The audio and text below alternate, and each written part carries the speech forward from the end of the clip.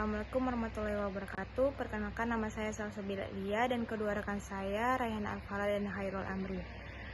Baik, di sini kami akan membahas materi tentang penegakan hukum lingkungan keperdataan.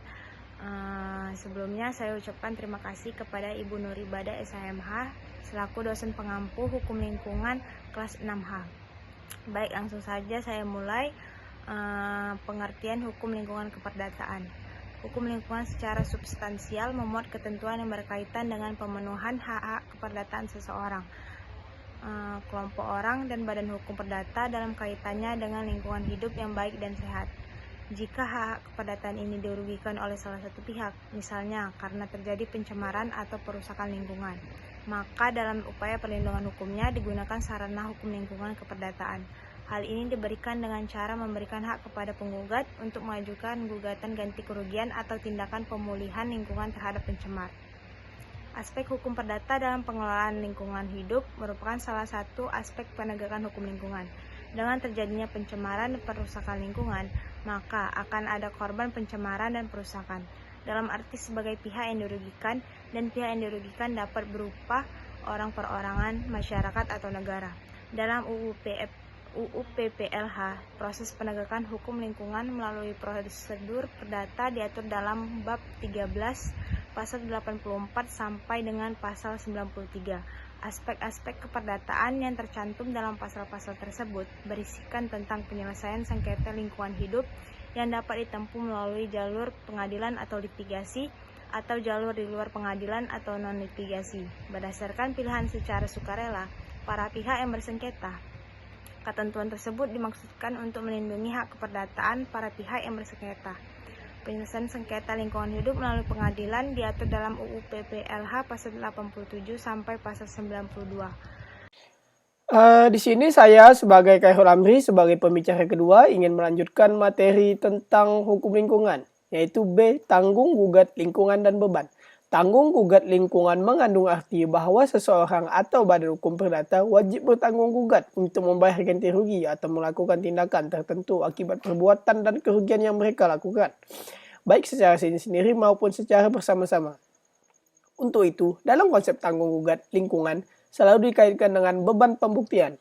Tanggung gugat digunakan oleh pakar hukum perdata dalam menerjemahkan liability untuk membedakannya dari pengertian responsibility yang lebih dikenal dalam hukum pidana dengan istilah tanggung jawab. Berikut ini beberapa jenis konsep tanggung gugat yang dikenai dalam hukum perdata.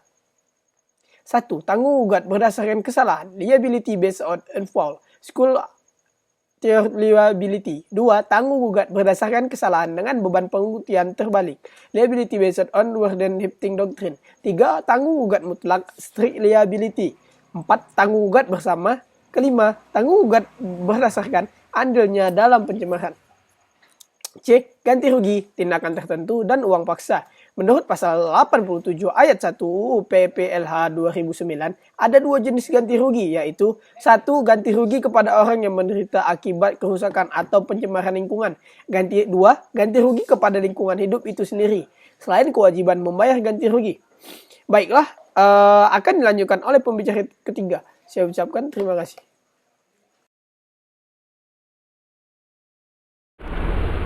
Baik, saya akan melanjutkan presentasi kami tadi.